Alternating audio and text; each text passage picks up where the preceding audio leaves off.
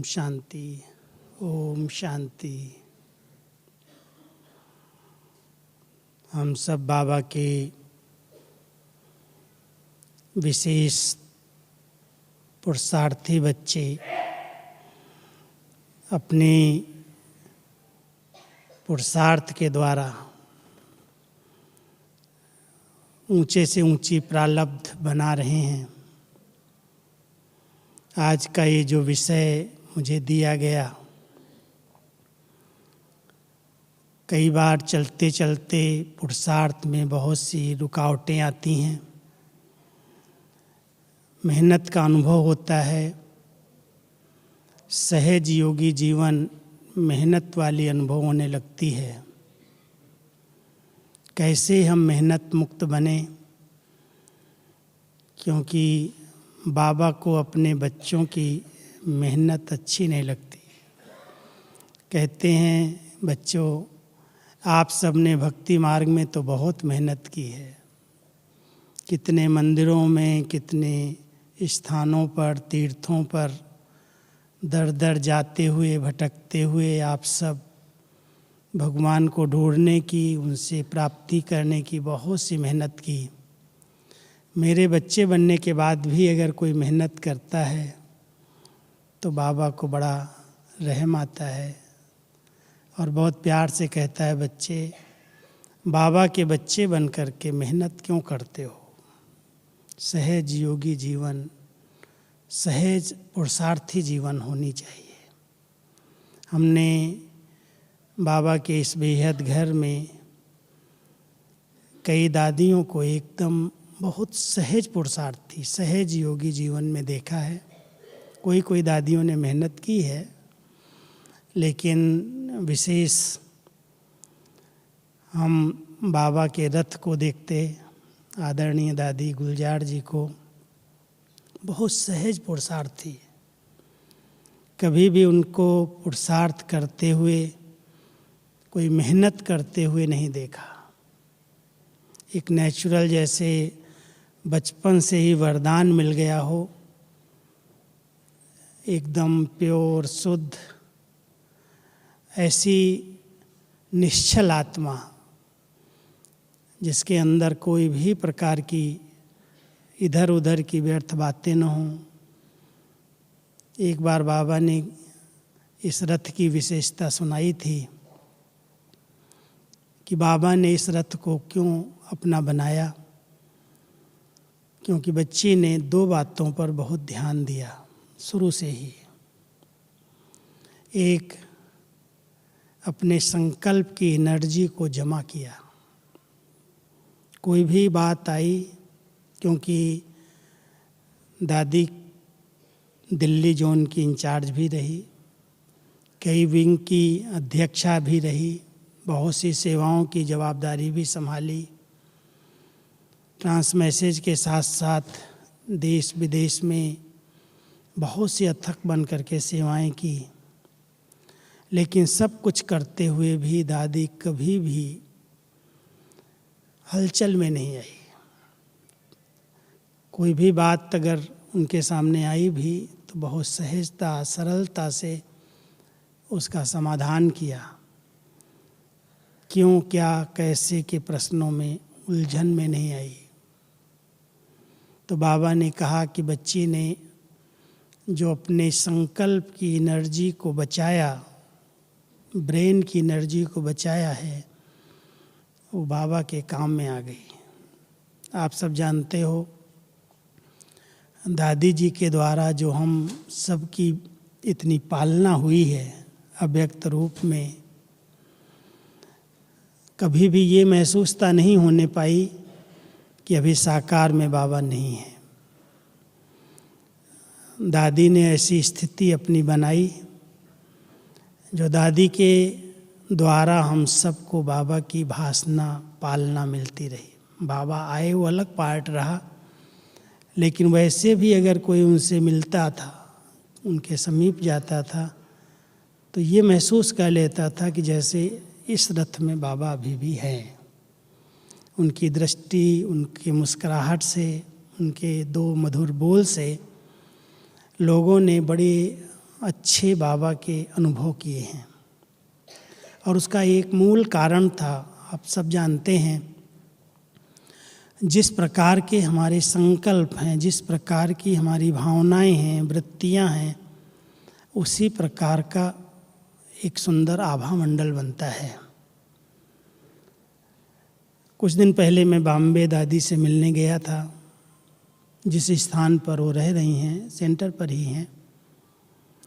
ऐसे लगता है जैसे ये स्थान एक बहुत शक्तिशाली लाइट हाउस है। इतनी साइलेंस है, इतने अच्छे वाइब्रेशन हैं, कोई भी हलचल नहीं। ऐसे महसूस हुआ कि जैसे बाबा ने इस आत्मा को विशेष हम बच्चों की रक्षा के लिए, हमारी पालना के लिए इस स्थान पर, एक स्थान पर बिठा दिया है। उनके इतने पवित्र, इतने शुद्ध वाइब्रेशन हर आत्मा महसूस करती है। डॉक्टर्स ने जो इतनी प्यार से दादी की सेवा की, वो कहते हैं दादी बस बैठी रहे और कुछ नहीं चाहिए। दादी के बैठने से, इनके वाइब्रेशन से हमको शक्ति मिलती है। जबकि डॉक्टर्स दूसरे धर्म के मानने वाले हैं, लेकिन दादी को देखते ही वो कहते हैं ये तो हमारी पूर्वज लगती हैं। पैर छूते हैं, फिर उनसे बात करते हैं और उनसे बहुत कुछ प्रेरणाएं लेकर के जाते हैं। तो दादी का जो आभा मंडल रहा, जो सहज नेचुरल पुरुषार्थ रहा है, वो बिल्कुल व्यर्थ से मुक्त, कोई भी प्रकार के प्रश्नों में कभी भी न उलझी हैं, न किसी को उलझाया है। इतनी सरल पुरुषार्थी जीवन उनको मैंने प्रैक्टिकल देखा। आप सबको बताता हूँ।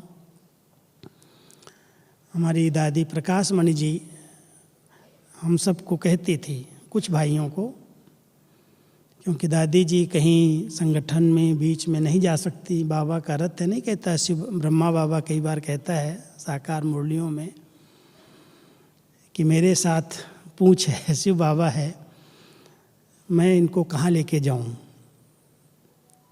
इस दुनिया के वातावरण के अंदर शिव बाबा को मैं कैसे लेकर के जाऊं? तो दादी जी का भी यही रहा, कहीं पर भी किसी के बीच में जाना माना उनको उसी नज़र से लोग देखते हैं कि इनमें भगवान आते हैं, इनमें प्रवेशता होती है। तो दादी भी बहुत सीक्रेट, बहुत अलग से रही। तो दादी हम लोगों को, बड़ी दादी प्रकाशमणि दादी कहती थी, गुलजार दादी को ले जाओ, कहीं पिकनिक करा के आओ, किसी स्थान पर, ऐसे स्थान पर जाओ जहाँ पर कोई भी ना हो, एकांत में ले जाओ। तो हम लोग कभी कोई नदी के किनारे, कोई भी पहाड़ी पर, कोई अलग स्थान पर ले जाते, वहाँ पर बनाते भोजन, उनके साथ पिकनिक करते। सब कुछ होते हुए भी, कितनी भी बातें हम लोग उनके आगे करें, लेकिन दादी कभी भी केवल मुस्कुराने के सिवाय जवाब नहीं देती। मुस्कुराती जरूर थी, हाँ ना में ऐसे उत्तर भी देती थी, लेकिन उन्होंने अपनी वाणी की शक्ति और संकल्प की शक्ति को बहुत बचाया। और बचाने के कारण हम सबकी इतनी सुंदर पालना बाबा के द्वारा हुई। 12 घंटा 14 घंटा इस रथ के द्वारा कंटिन्यू बैठ करके बाबा हम बच्चों से मिले हैं। मैं तो 71 से जब मधुबन में आया हूँ, 72 में यहाँ रहना शुरू किया। टाइप सीखने की इच्छा तो मैंने बाद में जाहिर की कि मुझे टाइप सिखा दो, मुझे सिंधी सिखा दो। लेकिन मैं उत्तर प्रदेश से था, मेरी हिंदी अच्छी थी, पढ़ा स्कूल से ही आया था।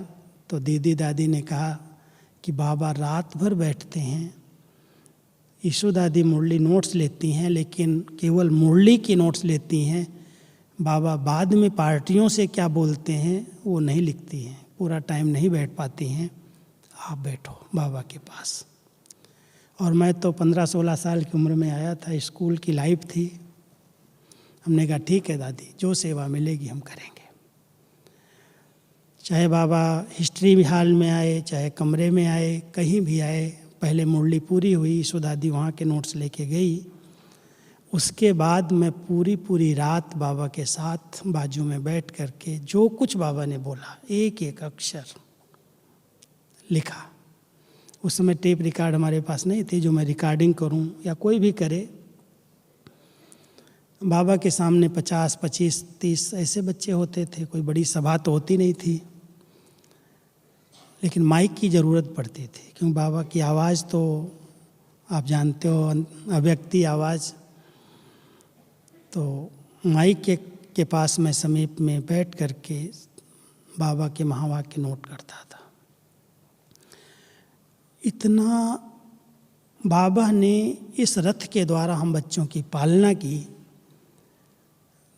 एक एक बच्चे को मिलना, 15 मिनट 20 मिनट उसके साथ रूह रियान करना, उसकी विशेषताएं सुनाना, उसको वरदान देना। कितनी दुआएं दादी को मिली होंगी। और मैं समझता हूँ उन दुआओं के कारण दादी को कभी भी पुरुषार्थ में मेहनत नहीं करनी पड़ी। एकदम नेचुरल योगी जीवन था, योगी जीवन था। योग लगाते हुए चलो, नियम अनुसार हमारे दिनचर्या के प्रमाण शाम को 7 से 7:30 हमको योग करना है, अमृत वेले करना है, वो तो सभी करते हैं। लेकिन स्पेशल कभी देखा हो कि योग में बैठी हैं, ऐसा कर रही हैं? नहीं, नेचुरल। कभी भी चले जाओ, वही योगी जीवन। तो हम कभी भी जाते थे तो देखते थे दादी तो ही यहीं, यहाँ जैसे गुम है, बाबा के पास ही है। क्योंकि जब दादी, कभी बाबा का पार्ट अलग चलता था, लेकिन बाबा के संदेश बीच बीच में आते थे। तो दादी जब संदेश लेके आती थी तो लिखती थी कागज़ पर। तो मेरे को बार बार नीलू बहन कहती, दादी एक बार नहीं लिखती, एक बार लिखती है, फिर फेयर करती है 2 बार 3 बार। तो तुम आकर के दादी के साथ बैठो, दादी तुमको बोल देगी, तुम लिख लो, बार बार क्यों लिखें ये। तो मैं ऐसे संदेश नोट करने के लिए जाता था। दादी एक बार नोट ले लिया कागज़ पर, फिर मुझे लिखाती थी, मैं हिंदी में लिख लेता था।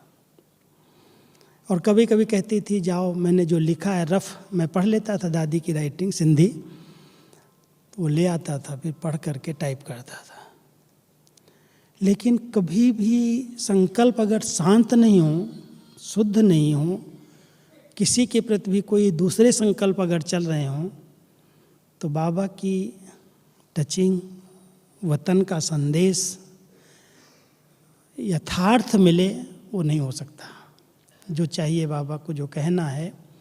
तो मैंने देखा दादी ने अपनी बुद्धि को बड़ा शांत, बड़ा धैर्यवत, बिल्कुल निट संकल्प रखा, और बहुत सहज रीति से मुस्कुराते हुए इतनी बड़ी जीवन में कभी भी उनको जोश में, जोर से, आवेश में आकर के बोलते हुए नहीं सुना, बहुत सरलता से। तो पुरुषार्थी जीवन के लिए इस टॉपिक को मैं इस तरह ले रहा हूँ कि अगर हम सबको बहुत सहज सरल योगी जीवन बनानी है, हमारी जीवन योगी है, हम योग लगाने वाले नहीं हैं। अगर 2 घंटा 4 घंटा लगा रहे हैं, तो कई बार बाबा एक रमणीक मुरली चलाते हैं कभी कभी, कि अगर 2 घंटे तुम मुझे याद करते हो तो बाकी किसको याद करते हो। अगर कोई लिखता है चार्ट के अंदर मैंने 2 घंटा योग किया, 4 घंटा योग किया, तो बाबा ये प्रश्न पूछ देते हैं बाकी किसको करते हो। निरंतर योगी, निरंतर सेवाधारी बनने की अव्यक्त मुरलियाँ चली हैं। साकार में तो बाबा ने कहा बच्चे अपनी दिनचर्या को 3 भागों में बांट लो, 8-8 घंटे की दिनचर्या बनाओ। 8 घंटे शरीर के लिए, शरीर को स्वस्थ रखना है तो इसको नींद चाहिए, इसको भोजन चाहिए, स्नान करना है, तैयार होना है, 8 घंटा उसके लिए है। और शरीर निर्वाह के लिए, बिजनेस है, नौकरी है, कोई भी कार्य कर रहे हैं तो 8 घंटा उसके लिए। और 8 घंटे बाबा के लिए दो, योग करो, बाबा की सेवाएं करो, बाबा के लिए निकालो 8 घंटा। ऐसे 24 घंटे की दिनचर्या को बाबा ने हम सब के लिए ये एक नियम के रीति साकार मुरली में बताया। अव्यक्त बाबा ने इस बात को और रिफाइन किया कि बच्चे अभी चाहे आप शरीर निर्वाह का कार्य कर रहे हो, चाहे आप शरीर के लिए कुछ कर रहे हो, आपकी योग की स्थिति नींद में भी होनी चाहिए। निद्रा योगी बनो, योग में भी वो स्थिति रहे, नींद में भी वो योग की स्थिति रहे, कर्म में भी वो स्थिति रहे। इसके लिए आप अटेंशन दो। इसके लिए बाबा ने अलग अलग विधियां बताई हैं। सहज पुरुषार्थी जीवन के लिए मुरली हम सुनते हैं रोज़, अच्छी कोई ऐसी बातें सुन करके उस पर मनन करते हैं, चिंतन करते हैं, बुद्धि को ज्ञान स्वरूप बनाते हैं। अगर ज्ञान स्वरूप बुद्धि है तो योग लगाना सहज है, वो आधार है, फाउंडेशन है। आज बाबा ने कहा, कई बच्चे कहते मेरा योग नहीं लगता। योग नहीं लगता है, बाबा ने तो कहा योग शब्द उड़ा दो, याद करो। लेकिन योग न लगने का कारण, याद न रहने का कारण क्या है कि हम इधर उधर की बातों का बहुत चिंतन करते हैं। समाचार संसार के सुनते रहते हैं, कोई मिल जाता है, परपंच की बातें, पर चिंतन की बातें, इसने ये किया, उसने ये किया, ये ऐसे करता, वो ऐसे करता, यहाँ ऐसे चलता, वहाँ ऐसे चलता। उन बातों में अगर हमारा समय जा रहा है तो नेचुरल है जब हम योग में बैठेंगे तो बुद्धि भटक जाएगी, उसको कंट्रोल करने की कोशिश करेंगे। इसलिए बाबा कह रहे हैं कि बच्चे इस बुद्धि को पहले ज्ञान युक्त बनाओ, ज्ञान स्वरूप बनाओ। जो बाबा की अच्छी अच्छी बातें मुरली से सुनते हो उस पर मनन करो, चिंतन करो, उसको स्वरूप में लाओ। मुरली सुनने की विधि भी यथार्थ आनी चाहिए। ऐसे नहीं बहन ने सुना दिया, हमने सुन लिया। आजकल तो चलो लॉकडाउन के अंदर सबने शायद इस पर सुना होगा, यूट्यूब पर सुनते होंगे। लेकिन मुरली सुनने की यथार्थ विधि अगर हम सबको आती है कि जिस प्रकार की पॉइंट्स आ रही, मान लो बाबा अभी परमधाम की बात कर रहे हैं, बाबा अभी स्वर्ग की बातें कर रहे हैं, साकार मुरलियों में तो बहुत सारी वैरायटी बातें आती हैं। जो पॉइंट आई है उसी पॉइंट का हम स्वरूप बनते जाएं, उसका अनुभव करते जाएं। अब बाबा आत्मा का अगर मुझे पाठ पढ़ा रहा है कि आप आत्मा हो, आत्मा एक ज्योति बिंदु है, उसके अंदर इतना बड़ा रिकॉर्ड भरा हुआ है, वो बहुत रिपीट हो रहा है, ये ड्रामा बहुत एक्यूरेट बना, बहुत सारी बातें ज्ञान की आती हैं। ज्ञान की पॉइंट्स को सुनते सुनते अगर हम उसका स्वरूप बनकर के सुनते हैं, सुनाने वाली कौन है, कैसे सुना रही है, उसको देखने की बजाय बाबा ये कह रहे हैं बच्चे आप एक आत्मा हो, अभी वापस घर चलने का समय है, आप बिल्कुल कल परसों की मुरली में था सटपंथ पर हो, बिल्कुल किनारे पर आके पहुँचे हो, अब सबको वापस जाना है। तो क्या ये सुनते सुनते मेरी ये स्थिति बनती गई कि मैंने बिल्कुल सब छोड़ दिया, दुनिया का किनारा, एकदम लास्ट में आके पहुँचे हैं।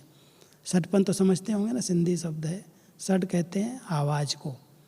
हमारी दीदी का एक शब्द था, दीदी मनमोहिनी का, सिंधी शब्द यूज करती थी, फलाने को सड करो, माना सड करो माना बुलाओ, आवाज़ दो उसको। तो सटपंथ माना किनारे पर एकदम जैसे लास्ट में पहुंच जाते हैं। तो ऐसे ही हम सब अभी ऐसी इस कलयुगी दुनिया के बिल्कुल छोर पर लास्ट में पहुंचे हैं। आवाज़ दें तो उस यहाँ की आवाज़ उस तरफ जा सकती है। तो ऐसी जब बाबा की मुरली हम सुनते हैं, ये शब्द सुनते हैं, तो उसका स्वरूप बनने का अभ्यास करें, उसके चिंतन में जाएं। और क्या है बाबा कह रहा है, इतना सब पूरा करके आए 84 जन्मों का खेल, और अब हमको वापस घर जाना है, फिर नई दुनिया में आना है, इतना समीप पहुंच चुके हैं। तो बाबा की किसी भी बात को मुरली से सुनते सुनते उसका हम स्वरूप बने, उस पर मनन करें, चिंतन करें, उसकी गहराई में जाएं, तो ये एक योग का एक अच्छा फाउंडेशन पड़ता है।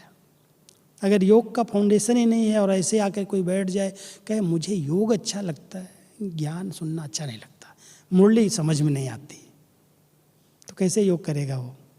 क्योंकि योग का आधार पढ़ाई है, योग का आधार ज्ञान है। इसलिए हर एक को इस बाबा की मुरली के महत्व को यथार्थ समझना जरूरी है। इसलिए बाबा ने टीचर्स बिठाए, नहीं तो योग तो ऐसे भी कर लो आप। तो हम सब पहले ज्ञान मुरली को यथार्थ समझ करके ज्ञान चिंतन, और ज्ञान चिंतन करते करते उसके स्वरूप में स्थित होते हैं, तो ये लगता है कि हमारी ये योगी जीवन है, योग का मनन चिंतन चल रहा है। उसके बाद बाबा कहते हैं बच्चे बीच बीच में बाबा से रूह ध्यान करो, दिल की बातें करो। इतना श्रेष्ठ भाग्य जो मिला है, जो इतनी ऊंची प्राप्तियां हुई हैं संगम युग पर, कभी बैठ करके विचार तो करो क्या मिला है, कैसी बाबा ने जीवन बना दी है। एक भाई मेरे पास आया था, एक जगह मैं गया, कहता भाई साहब मैं अपना अनुभव सुनाऊं, तो मेरे मुँह से निकला सुना दो। गाड़ी चला रहा था, सुनाने लगा, तो अचानक कहता है भाई साहब मैं तो रावण का भी बाप था। तो मुझे देख करके थोड़ा सा आश्चर्य लगा। हमने क्या बोलते हो? बोला शायद रावण के अंदर इतने ऐब नहीं होंगे, इतनी बुराइयां नहीं होंगी जितनी मेरे जीवन में थी। और मैं इतना तो पीता था, इतना नॉनवेज, ये वो, इतना गुस्सा, इतना सब कुछ था जो मेरी जीवन बिल्कुल नर्क से भी गई गुजरी थी।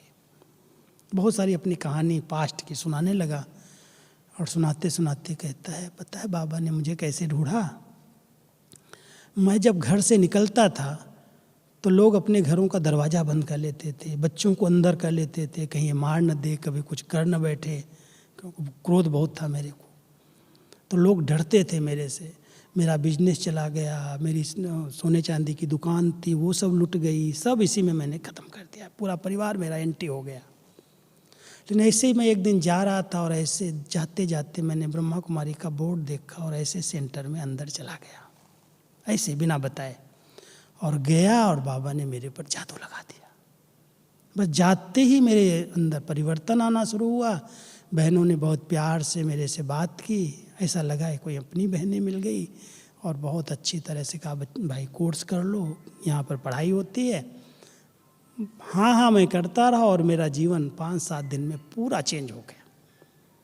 और ऐसा चेंज हुआ जो आज मुझे उस चीज़ देखने की सोचता हूँ भी, कहता हूँ क्या था मैं, क्या बना दिया बाबा ने मुझे।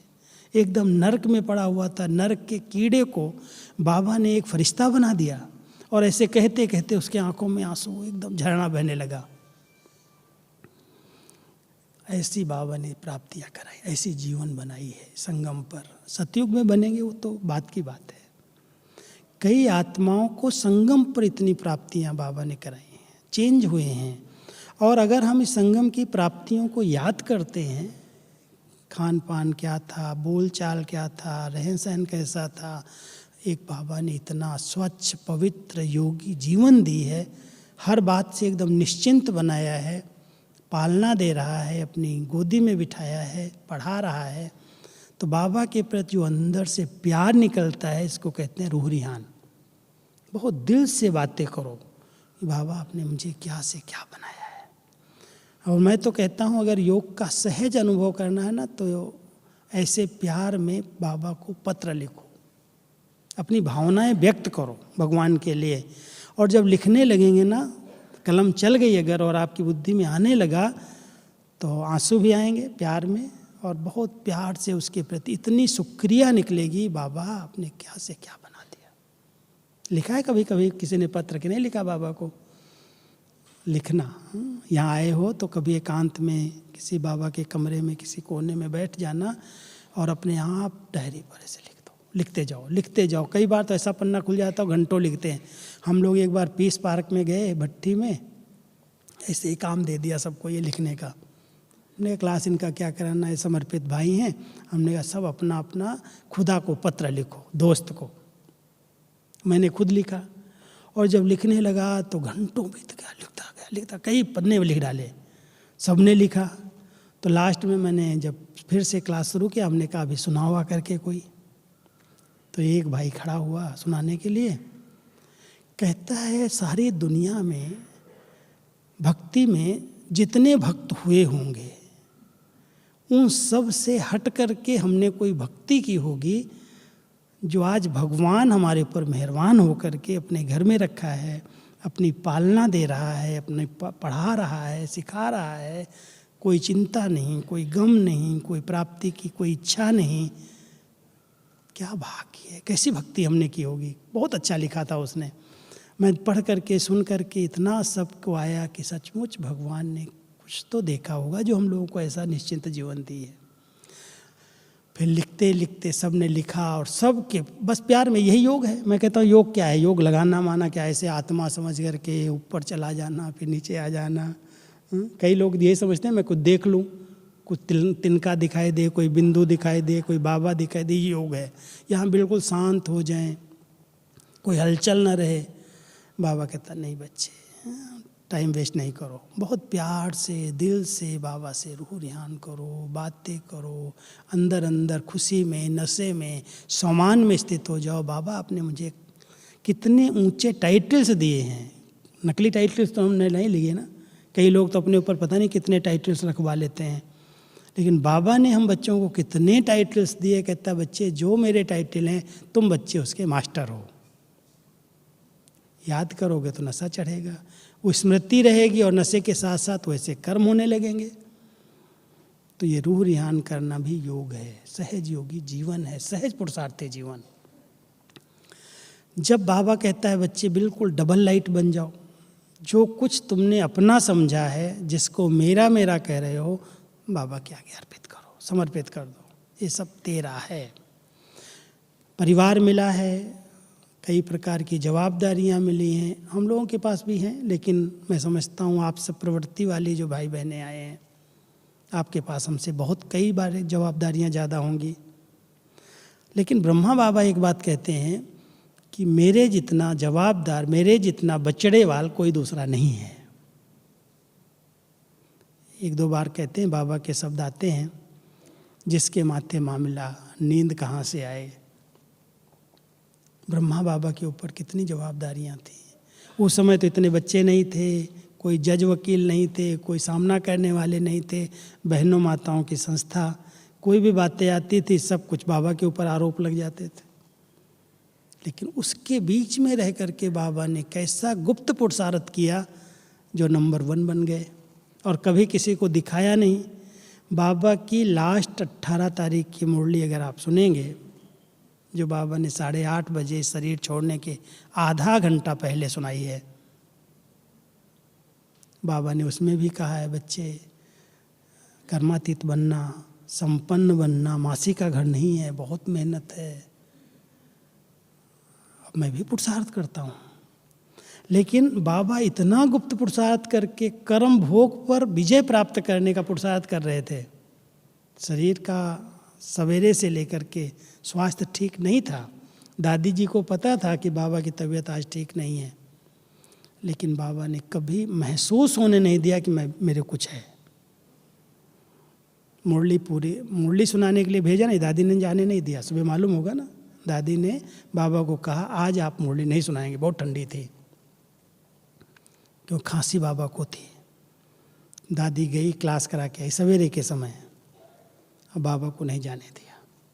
लेकिन जब बाबा के पास फिर दादी वापस आई, कहती बच्ची बाबा को कोई तकलीफ नहीं है, बच्चों के इतने सारे ढेर सारे पत्र आए हैं, बाबा को उत्तर देना है सबको, चलो बच्ची ऑफिस में चलते हैं।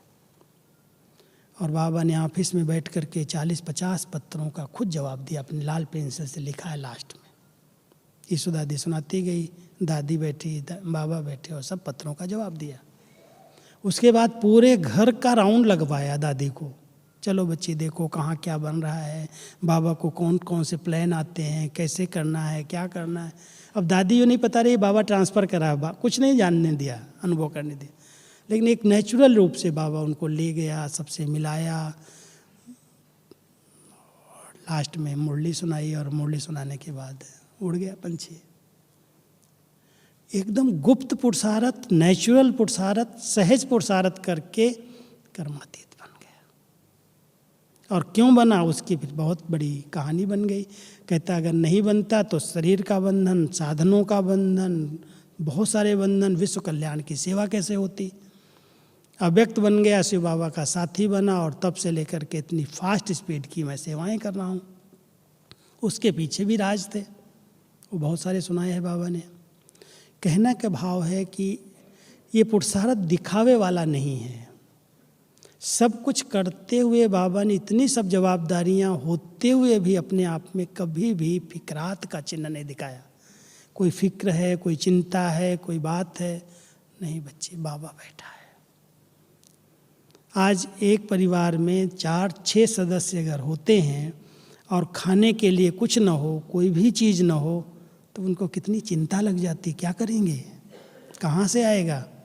और बाबा के पास 350 के ऊपर बच्चे हैं सामने, और कुछ भी नहीं है, दोपहर के लिए भोजन क्या बनेगा, शाम को क्या बनेगा। भंडारी बार बार जाती, बाबा आज क्या बनेगा, कुछ नहीं है। और बाबा बेफिक्र बादशाह है, बच्चे किसके हैं, कौन कराने वाला है।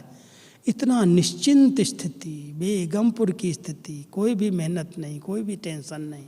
अरे बाबा के बच्चे हैं, वो थोड़ी भूखा रखेगा अपने बच्चों को। और समय पर भोजन की बेल बजती थी, सबको मिला। लेकिन जो कच्चे थे उनको लगता था पता नहीं आगे क्या होगा, ऐसा होगा वैसा, क्वेश्चंस में आए। लेकिन बाबा खुद भी नहीं हिले और अपने बच्चों को भी जो पक्के थे उनको हिलने नहीं दिया। बच्चे तुम्हारे पास इतने धन, इतना बाबा ने धन दिया है, ज्ञान धन है, गुणों का धन है, चरित्र का धन है, इस धन को बांटो, वो धन अपने आप आ जाएगा। सेवा का साधन बनाया। यही परीक्षा ली, अगर ये परीक्षा नहीं लेता तो शायद कोई केंद्र नहीं खुलते, सेंटर नहीं खुलते, सेवाएं नहीं होती। तो ये भी कोई बाबा का खेल था और उस खेल में खेल हुआ और इतनी सेवाओं का विस्तार हो गया। ये सब बाबा कैसे करा रहा है, लेकिन सब कुछ करते हुए अपने आप को छिपाया हुआ है। हम सभी भी कभी कुछ करते हैं तो उस कर्तापन का जो नशा है ना, वो हमें दुआएं लेने नहीं देता। मैं यहाँ कहना चाहता हूँ, अगर जरा भी हमने कुछ किया लेकिन करने के पीछे ये भाव आ गया कि मैंने किया, मैं कर रहा हूँ, तो वो मैं अभिमान की निशानी है। और मैं जहाँ आता है वहाँ दुआएं नहीं मिलती, निमित्त भाव समाप्त हो जाता है। तो इन दादियों ने, बाबा ने जो इतने सारे ब्राह्मण परिवार की, इतने सब बच्चों की दुआएं जमा की। कभी भी आप लोग अगर जो पुराने हैं, दादियों की पालना ली है, दादी की, खास प्रकाशमणि दादी की, कभी भी हम लोग गए हैं, दादी के शारीरिक कोई भी प्रॉब्लम थी, दादी कहती थी सबकी दुआएं हैं, सबकी दुआएं हैं। और उन दुआओं के कारण मुझे कोई दर्द नहीं है, मुझे कोई तकलीफ़ नहीं है, मैं बिल्कुल बाबा के साथ हूँ। कभी भी चेहरे पर कोई एक चिन्ह नहीं दिखाई दिया बीमारी का, कभी बोल में नहीं सुना कि मेरे को ऐसी तकलीफ है। इतना निश्चिंत सबकी दुआएं हैं। और सबसे बड़ी तो दुआएं बाबा की हम सबको मिली हुई हैं। जिन बच्चों ने बाबा को अपनी सब जवाबदारियां अर्पित की, वो डबल लाइट बने, फरिश्ता स्थिति उनकी बन गई।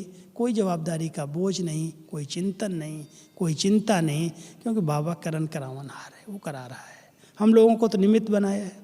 कभी मेरी कोई महिमा करता है, कोई सुनाता है भाई बेटा, मैं तो क्या सुनाते हो, मैं क्या कर रहा हूँ, मैं तो न पढ़ के आया, न कोई पोस्ट पोजीशन लेके आया।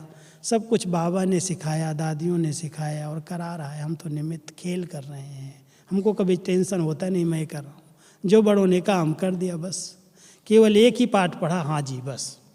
दुआएं लेने का सबसे अच्छा साधन बाबा ने बता दिया है। कोई भी कार्य आता है, हाँ जी करो, कराने वाला करा लेगा। बाबा करन करावनहार है। निमित्त आत्माएं अगर कोई बात कह रही हैं और हम हाँ जी करते हैं, तो वो हाँ जी में इतना बल भर देती हैं कि इसने हाँ जी किया है, उसकी दुआएं अपने आप सब काम बहुत स्मूथ कराती हैं। बड़े बड़े कार्य हैं जो उन्होंने कहा है, हमने कभी नहीं कहा मैं नहीं कर सकता, या मैं पढ़ा लिखा नहीं हूँ, मुझे नहीं आता है, फलाने से करा लो। कभी भी मैंने अगर थोड़ा शब्द वैसे बोला, वो दादी मेरे को नहीं आता है। एक बार जानकी दादी ने ऐसा मुझे काम दिया। दादी जी का किसी गुरु से बहुत संबंध था, गुरु थे यहाँ पूना में। तो दादी कहने लगी इसको तुम पत्र लिखो, तुम लिखेगा तो आएगा। तो मैंने कहा दादी उसको न मैं जानता हूँ, न मेरे लिए उसके लिए भाव हैं, भाई कौन है, कैसा है, कैसे लिखूँ मैं, आप कुछ बताएंगे? कहती नहीं तुम जाओ, मैं कहती हूँ ना तुम लिखो जा करके। उसको पत्र लिखो, उसको मधुबन में आए या लंदन में आए। मैं फंस गया। हमने कहा अभी दादी को ना कैसे करूँ मैं तो कहता था भाई बड़े बैठे हैं, दूसरे लोग बैठे हैं, लिखेंगे। नहीं नहीं तुमको लिखना है। मैं गया, ऑफिस में गया, बैठा। हमने बाबा उस व्यक्ति को मैं नहीं जानता, किन शब्दों का संबोधन करना है, क्या लिखना है, मैं क्या जानूँ। भाई ज्ञानी बच्चों को बाबा के पत्र लिखना वो अलग बात होती है। मैं बैठ गया, बाबा को कहा। जब मैं बाबा को वो पत्र बना करके दादी के पास ले गया, पढ़ा, दादी ने कहती देख कहा था ना तू मेरे दिल को समझता है, जो मेरे दिल में था उसने तूने कागज पर लिखा है और कुछ थोड़ी लिखा है। मना इतना अंदर से फेथ, और मैंने हाँ जी किया है तो जैसे वो आकर के लिखा के गई। तो ये कहने का भाव मेरा है कि अगर बड़ों ने कोई काम दिया है और हमने दिल से स्वीकार करके कर दिया है तो दुआएं मिल गई। आज बाबा ने इतनी श्रीमत दी, इतनी श्रीमत मिली, अमृत वेले उठो, पहले संकल्प में मेरे से गुड मॉर्निंग करो, फिर ज्ञान चिंतन करो, मुरली का अध्ययन करो, फिर कार्य व्यवहार में आते बीच बीच में ट्रैफिक कंट्रोल, अपने संकल्पों को ब्रेक दो, भोजन की शुद्ध भोजन की भोग लगा करके भोजन स्वीकार करो, संग का ध्यान रखो। ये जो नियम बनाए, जो मर्यादाएं बनाई, अगर कोई ईश्वरीय नियम और मर्यादाओं को आज्ञा समझ करके पालन करता है, उस आज्ञाकारी बच्चे को भगवान की दुआएं मिलती हैं। और कोई पुरुषार्थ करो न करो, लेकिन अगर बनी हुई ईश्वरीय दिनचर्या को अमृत वेले से रात्रि तक यथार्थ रीति से पालन करते चलो, आप देखेंगे बहुत सहज रीति से बाबा की दुआएं हमारी ऊंचे से ऊंची स्थिति अपने आप बना देंगी। कोई मेहनत का पुरुषार्थ करने की ज़रूरत नहीं है। कई बार मैं कहता हूँ लोगों को, चलो कोई दिन, एक आधा दिन, 15 दिन, एक मास में एक दिन 2 बजे उठ के योग किया, कोई बात नहीं है। तो मेहनत हम लोग भी करते हैं, कराते हैं। दादी जी ने भी हम लोगों से कभी कभी कराया। कई लोग सोचते हैं मैं रोज़ 1:30 बजे उठ जाऊं, रोज़ 2 बजे उठ करके योग करूं। अब दिनचर्या है, शरीर है, अगर आप उसको पूरा रेस्ट नहीं दे रहे हैं, उसको जो आवश्यकता है शरीर को वो नहीं पूरे कर रहे हैं, तो शरीर भी कब तक साथ देगा। इसलिए नेचुरल सहज पुरुषार्थी बनो ना। क्यों मेहनत कर रहे हो? नियम बनाया बाबा ने, 3:30 पौने 4 उठो, 4 से पौने 5 योग करो। दिनचर्या प्रमाण अगर चलोगे तो मेहनत का अनुभव नहीं होगा।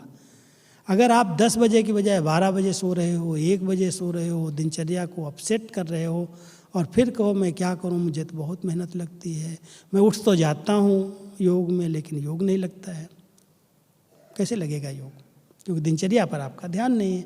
दिन में रेस्ट नहीं मिल रही है तो अमृत वेले बैठोगे भी, हठ भी करोगे तो 5-10 मिनट मुश्किल से फिर वही योग टूटेगा और सुस्ती आएगी। अगर कोई ब्राह्मण आत्माएं सहज पुरुषार्थी बनना चाहती हैं तो यज्ञ की बनी हुई दिनचर्या को यथार्थ रीति से पालन करो, उसी प्रमाण अपने जीवन को ढाल लो। और उस प्रमाण अगर आप चल रहे हैं, कोई मेहनत नहीं है, सहज पुरुषार्थी जीवन है। और कोई भी बातें आती हैं, सबसे बड़ी बात है कि कई बातें इस कलयुग के अंतिम समय में हिसाब किताब के रूप में आ रही हैं, हर एक के सामने आती हैं। चाहे शारीरिक हिसाब किताब आ रहे हैं, चाहे मानसिक आ रहे हैं, चाहे पारिवारिक हैं, चाहे आर्थिक हैं। जो भी हमने कर्म किए हैं 84 जन्मों में, चलो 21 जन्म हमारे गए कर्म अकर्म में, विकर्म नहीं बने, लेकिन 63 जन्म देहाभिमान के कारण कई ऐसी गलतियां हुई हैं, पाप हुए हैं, कभी चुकतू भी किया है बीच बीच में, लेकिन अंत समय में बाबा कहता है सब चुकतू करके वापस चलना है, कुछ योग बल से, कुछ भोग करके। और अगर हमने योग बल से चुकतू नहीं किया और रह गए हिसाब किताब, तो फिर धर्मराज पूरी लास्ट है। आत्मा को सब हिसाब किताब चुकतू करके ही वापस जाना है। ये सबके पास ज्ञान है। ये हम अपने आप को चेक करें कि अगर हमारे को पुरुषार्थ में मेहनत लग रही है तो कौन से ऐसे पास्ट के हिसाब किताब हैं जो पास्ट के हिसाब किताब मेरे वर्तमान पुरुषार्थ में मेहनत का अनुभव करा रहे हैं। चेक तो करो। और चेक करने के लिए कभी कुछ समय के लिए एकांतवास कर लो। दृढ़ता का संकल्प कर लेना ही तपस्या है। दृढ़ता का संकल्प उसे कहा जाता है जिसमें कहते हैं मरेंगे मिटेंगे लेकिन इससे हटेंगे नहीं। बहुत दृढ़ संकल्प से बाबा ने कहा है मुझे करना ही है। संस्कार चेंज हो जाएंगे, हिसाब किताब बहुत सूली जैसे होंगे। अगर किसी के पास दुआएं हैं, सुख दिया है, समय पर किसी को मदद दी है, हर एक आत्मा से स्नेह प्राप्त किया है, मददगार बन करके, मधुर बोल बोल करके, सबको साथ दे करके, सहयोग दे करके, दुआएं जो जमा की हैं, पेपर आएंगे लेकिन वो ऐसे लगेगा जैसे कुछ नहीं था, सहज पार कर लिया। सूली कांटा तब बनी, बड़े से बड़ी बात सहज पूरी तब हुई जब उस आत्मा ने इस ब्राह्मण जीवन में सदा ध्यान रखा मुझे सबकी दुआएं लेनी है। हर एक लक्ष्य रखो, क्योंकि बद दुआएं जो हैं, बद दुआएं जिनको हम कहते हैं, वो कभी भी हमें खुशी में रहने नहीं देती हैं, योग लगने नहीं देती हैं, बहुत अंदर अंदर डिस्टर्ब करती हैं, मेहनत का अनुभव कराती हैं। हमने शुरू से यही ध्यान रखा है इस ब्राह्मण जीवन में, जब से मैं बाबा का बच्चा बना हूँ, चाहे अपने डिपार्टमेंट के अंदर 7-8 भाई बहनें काम करते हैं, भाई काम करते हैं, चाहे हम इस परिवार के अंदर रह रहे हैं, हमारा बहुत बड़ा परिवार है, इतने सब मधुबन में 1500 के लगभग 3 स्थानों पर समर्पित हैं, या आने वाले हजारों भाई बहनें हैं। मैं अपने डिपार्टमेंट में एक बात कहता हूँ, आप लोग ध्यान देना, ये सब कुछ बाबा ने दिया है, मेरा तो कुछ नहीं था, मैं तो कुछ लेके नहीं आया। बाबा ने मुझे दिया है कि बच्चे सबको सुख दो, इससे सबकी इससे सेवा करो, दिया हुआ उसका है, अगर कुछ जा भी रहा है तो उसका जा रहा, मेरा नहीं जा रहा है। लेकिन अगर मैंने उस डिपार्टमेंट में मैंपन रखा कि मेरा है, और उस अधिकार से मैंने किसी को संतुष्ट नहीं किया, खुश नहीं कर पाया, और उसने बाहर जा कर के मुझे आत्मा के प्रति ये सोच लिया, ये क्या समझता अपने आप को, ये मालिक बन गया है क्या, तो ये बद्दुआ नहीं है क्या? बद्दुआ और कैसे देगा वो? बद्दुआ तो यही हो गई कि मुझे जो डिपार्टमेंट मिली सुख देने के लिए, सबको राजी करने के लिए, सहयोग देने के लिए, उसकी बजाय मेरे को ये आया कि ये करने से ये हो जाएगा, ये करने से ये हो जाएगा। ठीक है, नियम हैं, कायदे हैं, हम ऐसे व्यर्थ लुटाएं नहीं। अगर कोई व्यर्थ कर रहा है तो हम उसको प्यार से समझाएं, लेकिन उसको असंतुष्ट न करें। संतुष्टता दुआएं दिलाती है। हर एक की एक लक्ष्य रखे कि जो डिपार्टमेंट, जो कार्य, जो विधियां, जो हमारी जवाबदारियां हैं, उन जवाबदारियों के आधार से संबंध संपर्क में आने वाली आत्माओं को मैं इतना संतुष्ट कर दूं जो उसके द्वारा मुझे दुआएं मिले। एक बार की बात सुनाता हूँ, क्योंकि दादी जी को बाबा बहुत कभी कभी चिट-चैट करते थे दादी जी। पहले दीदी से करते थे, फिर दादी जब 83 के बाद पूरी जवाबदारी आई तो दादी के पास बाबा एक दिन आए थे, दादी बाबा के सामने बैठी, बाबा पूछने लगे बड़े मुस्कुराते वैसे, बच्ची, हम मधुबन वाले बैठे थे, बच्ची तुमसे सब संतुष्ट हैं? एक बार पूछा, 2 बार पूछा, तो दादी ऐसे देखती रही बाबा को, ये बाबा इस तरह प्रश्न पूछ रहे हैं, मैं क्या जवाब दूं? तो दादी बहुत प्यार से बोलती है, बाबा ये सर्टिफिकेट तो आप देंगे ना, मैं कैसे दूं? मेरे से सब संतुष्ट हैं, क्योंकि जब कोई 2 डिस्टर्ब होके आते हैं, अगर एक की तरफ कोई निर्णय हो जाता है, दूसरे को लगता है कि मेरा नहीं सुना गया, वह असंतुष्ट हो जाता है। तो दादी ने तो बड़े प्यार से बाबा ये सर्टिफिकेट तो आप दोगे। तो बाबा ने बड़े प्यार से जवाब दिया कि बच्ची, आपने अपनी तरफ से 95% लोगों को संतुष्ट करने का प्रयास किया और उसमें पास हो। 5% जो डिस्टर्ब होते हैं वो अपने कारण होते हैं, अपने संस्कार के कारण, और आगे चल कर के वो रियलाइज़ करते हैं कि दादी की गलती नहीं थी, ये गलती मेरी थी, इसलिए आपकी गलती नहीं है। तो हम सब इस ब्राह्मण जीवन में एक लक्ष्य रखें, जो भी हमारे संबंध संपर्क में आत्माएं आएँ, उन्हें हम हर प्रकार से अपनी तरफ से, उनके स्वभाव हैं, संस्कार हैं, हिसाब किताब हैं, वो संतुष्ट नहीं होते, वो उनकी बात है, हम अपनी तरफ से उन्हें संतुष्ट करने का प्रयास करें। उन्हें जो सहयोग चाहिए हमारी तरफ से दें। लेकिन एक बात का बहुत अंडरलाइन करना, इसमें बाबा का एक शब्द है, श्रीमत के अंदर रह करके दूसरों को संतुष्ट करके दुआएं लेना। ऐसे न हो हम आत्माओं को संतुष्ट करके दुआएं लेने लगें और श्रीमत का उल्लंघन हो जाए। परमात्मा की जहाँ बद्दुआएं मिली, माना वो संतुष्ट नहीं हुए, और आत्माएं हमसे संतुष्ट करने के लिए, हम उनको खुश करने के लिए, उनकी दुआएं लेने के लिए हम श्रीमत की अवज्ञा कर रहे हैं, तो ये बद्दुआएं मिलती हैं। ये बहुत गहरी बात सुना रहा हूँ, इसको ध्यान देना। कई लोग अपने पारिवारिक जीवन में सोचते हैं भाई बाबा ने कहा सबकी दुआएं लो, और ईश्वरीय नियम और मर्यादाओं के विपरीत कोई कर्म मेरे से कराना चाहता है, तो क्या वो दुआएं लेनी चाहिए? उन दुआओं की ज़रूरत नहीं है। वो देह अभिमान के परवश हैं आत्माएं, वो माया की मत है, श्रीमत नहीं है। इसलिए माया की मत में अगर कोई असंतुष्ट भी हो रहा है, डिस्टर्ब हो रहा है, तो भी मुझे उसकी परवाह नहीं करनी है, क्योंकि सबसे बड़ा वायदा हमारा है, तेरी श्रीमत सिर माथे। कुछ भी हो जाए, अगर बाबा की श्रीमत सिर माथे है, हमने बीज को पकड़ा है, तो वृक्ष एक दिन अपना होना ही है। बीज हमारे साथ है ना। इसलिए ये नाराज हो गया, ये टाली नाराज हो गई, ये नाराज हो गया, हम उसकी परवाह किए बिना बाबा की श्रीमत क्या कर रही है, उस श्रीमत को ध्यान पर रखते हुए अगर हम चलते हैं, तो एक न एक दिन सामने वाली आत्मा स्वतः संतुष्ट हो जाएगी। ये लोग अपने नियम में बड़े पक्के हैं, इनकी धारणाएं बड़ी अच्छी हैं, वो दुआएं देने लगेंगे। और अगर एक बार आप लूज हो गए किसी कारण से, भाई असंतुष्ट हो रहा है, नाराज हो रहा है, इसके पास जाना पड़ेगा, खाना पड़ेगा, ये करना पड़ेगा, तो ये अपनी कमजोरी है, ये बाबा की श्रीमत नहीं है। हमारे संकल्पों में वो दृढ़ता नहीं है जो हम सामना कर सकें कि नहीं ये हमारा नियम है। आज डॉक्टर किसी को कहता है तुमको शुगर है इतनी हाई लेवल, आप ये चीज़ नहीं खाना, कितना भी आपका प्यारा संबंधी आप पर जिद करे खाना पड़ेगा, तो भी आप हाथ जोड़ेंगे, भाई मैं नहीं खाऊंगा। मानेगा वो एक दिन, एक न एक बार।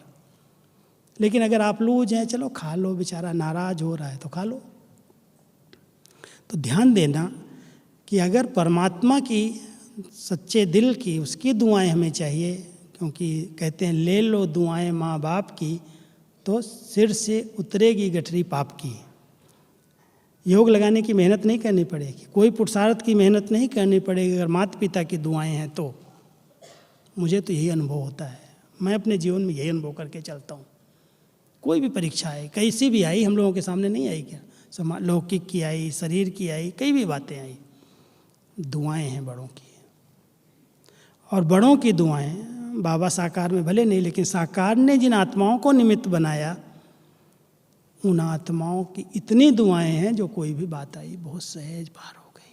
और उन्होंने भी ऐसे कहा, भूल जा कुछ नहीं है, उन दुआओं ने पार कर दिया। हम सब बाबा के बच्चे, बाबा के सच्चे सपूत, आज्ञाकारी, वफादार, ईमानदार, फरमानबरदार, ये 4 शब्द याद रखना। 4 हैं एक जैसे, लेकिन चारों के भाव अर्थ अलग अलग हैं। आज्ञाएं बाबा की जो मिली हैं दिनचर्या के लिए हैं, श्रीमत के लिए हैं, उनको हम पालन करें, आज्ञाकारी हैं।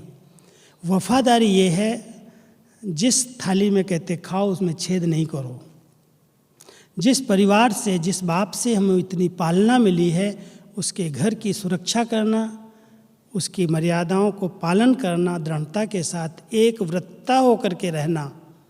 वैसे भी कहते हैं पति पत्नी के संबंध में वफादारी होती है, अगर जरा भी कहीं उसकी आँख गई तो ये वफादार नहीं है।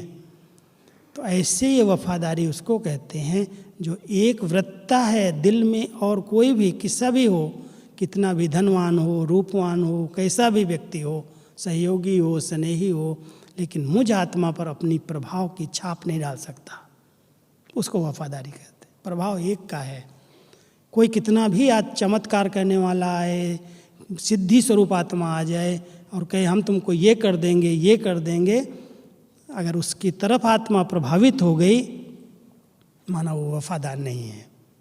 वफादारी ये है कि हम एक के हैं, हम भगवान को पाया है, उसके बच्चे हैं, वो हमारा रक्षक है, वो हमारा संरक्षक है, मुझे कोई की चीज़ की ज़रूरत नहीं है। अगर कहीं भी आँख नहीं डूबती, न धन में, न संबंध में, न रूप में, न रुपया में, तो कहेंगे वफादार है। और ईमानदारी, जो कुछ बाबा ने दिया है अमानत उसकी है, हमें सफल करना है, कार्य में लगाना है, जरा भी व्यर्थ न जाए, वो ईमानदारी, वो ऑनेस्टी है। जो कुछ है सच्चे दिल से बाबा के आगे पोता में रखना, ये हिसाब किताब है, ये आया है, ये खर्चा हुआ है, आपका है, मेरा कुछ नहीं है। बढ़ाओ, सफल करो, अमानत समझ करके कार्य में लगाओ, लेकिन उसमें मैं और मेरेपन की ममता न हो जाए, अधिकार न रखो, गलत जगह पर ही उसका यूज न हो, उसमें बहुत ईमानदार बन कर रहना। और फरमान कहते हैं, आज्ञा ही है फरमान, लेकिन वो है कुछ एक बातों के लिए सख्त फरमान होते हैं। जैसे मिलिट्री के अंदर ये नहीं करोगे तो शूट कर दिया जाएगा, ऐसे ही बाबा ने कुछ ऐसे फरमान किए हैं जैसे काम महाशत्रु है, इस काम विकार के अधीन हुए माना आपने फरमान का उल्लंघन किया। ऐसे ऐसे कई फरमान बाबा के हम बच्चों को मिले हैं।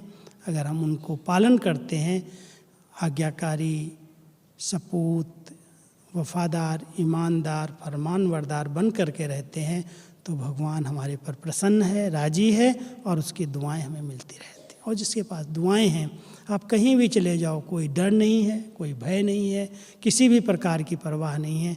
भगवान की दुआएं हैं, उसकी छत्र छाया के नीचे मैं चल रहा हूँ, कोई मेरा कुछ नहीं कर सकता। निर्भय हैं, निश्चिंत हैं, लेकिन अहम भाव ना है। जहाँ अहम भाव आ जाता है, अहंकार प्रवेश हो जाता है, वहाँ पर दुआओं की बजाय बद्दुआएं मिलने लगती हैं।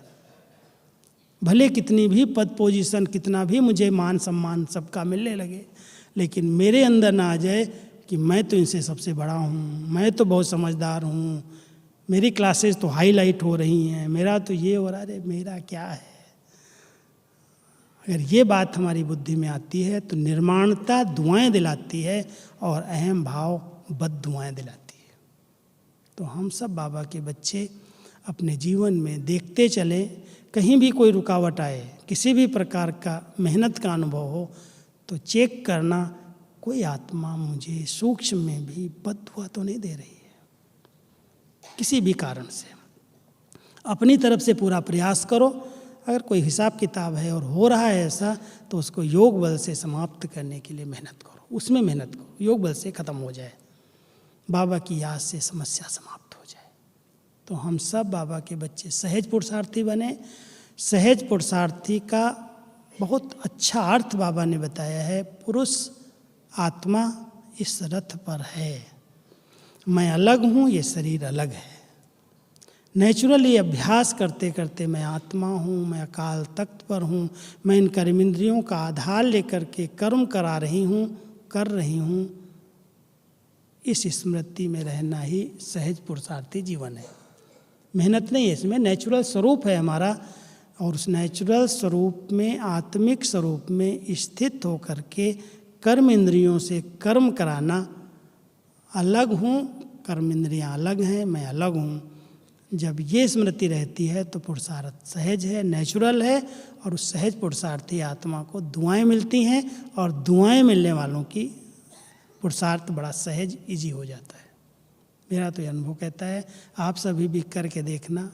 जिस आत्मा को अपने बड़ों की, बाबा की, निमित्त आत्माओं की, जो हमारी निमित्त है उनकी, और अपने सहयोगी साथियों की, हम शरीक की दुआएं मिलती हैं, उसके जीवन में कभी कोई प्रॉब्लम आती नहीं है, और अगर आती है तो उसको बहुत सहज रीति से पार कर लेते हैं। उसमें समय नहीं जाता, उनकी एनर्जी नहीं जाती, बात आती है, ख़त्म हो जाती है। आएगी नहीं ऐसा तो नहीं, स्लेट क्लीन है, आएगी तो ज़रूर सबके सामने, लेकिन अगर आई है तो आई है, तो उसमें हमारा समय, एनर्जी, दूसरों का सहयोग की ज़रूरत नहीं है, क्योंकि सबकी दुआओं ने उसको पार करा दिया।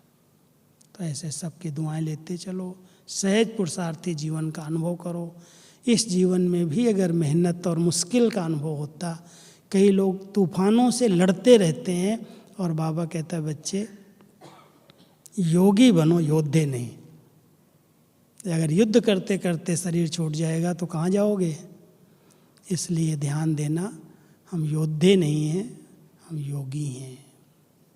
इसलिए सहज योगी जीवन बाबा की याद में अगर हम नियम और मर्यादाओं का पालन कर रहे हैं, श्रीमत प्रमाण चल रहे हैं, दिनचर्या पर ध्यान है, तो सबकी दुआएं हैं, बाबा की दुआएं और परिवार की दुआएं हैं। ठीक है, अभी हम 15 मिनट आप सबके साथ योग करेंगे। बैठेंगे ना सभी, लेकिन उस स्थिति में बैठना जिसमें किसी भी प्रकार की हलचल न हो, संकल्प भी शांत, पवित्र, शुद्ध। तो जो भी बैठे, कोई ज़रूरी है तो उठ सकते हैं, लेकिन 15 मिनट के लिए अपने भ्रकुटी आसन पर सब बैठ जाओ। सबके पास उड़ने के पंख है ना, तो चलो हम सभी उमंग उत्साह के नशे और खुशी के संकल्प के साथ इस देह और देह की दुनिया के पार अपने अव्यक्त वतन और मूल वतन की यात्रा करेंगे। क्रॉस तो करना चाहिए। तो इस साकार वतन से अव्यक्त वतन में जहाँ बाप दादा हम बच्चों का आह्वान करते हैं, बुद्धि योग से मैं एक लाइट हूँ, चमकता हुआ सितारा हूँ। अनुभव करें मैं एक लाइट के चमकीले ड्रेस में, फरिश्ता ड्रेस में विराजमान, एक चमकती हुई ज्योति अपने लाइट के शरीर से उड़ते बाबा के साथ लाइट के वतन का अनुभव कर रही हूँ। बाबा का वरदानी हाथ मेरे मस्तक पर है। बाबा के मस्तक से निकलती हुई किरणें मुझ आत्मा को समान भाव का वरदान दे रही हैं। मैं एक डबल लाइट फरिश्ता हूँ।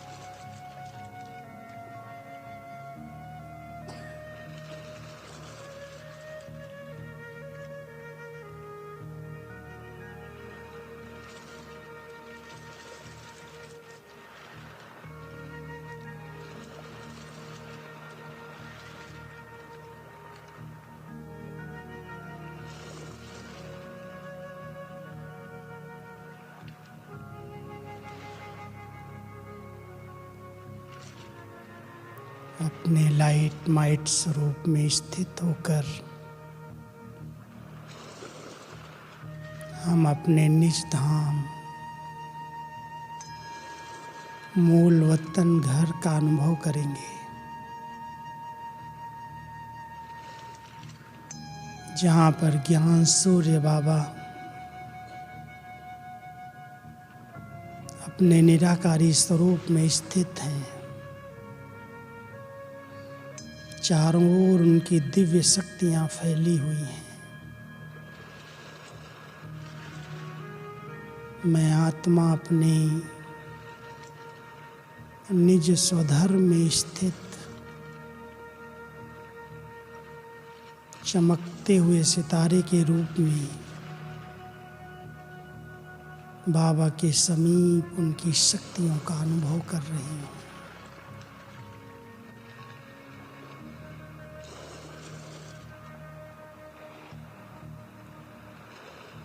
बाबा के प्यार में समाने का अनुभव करो।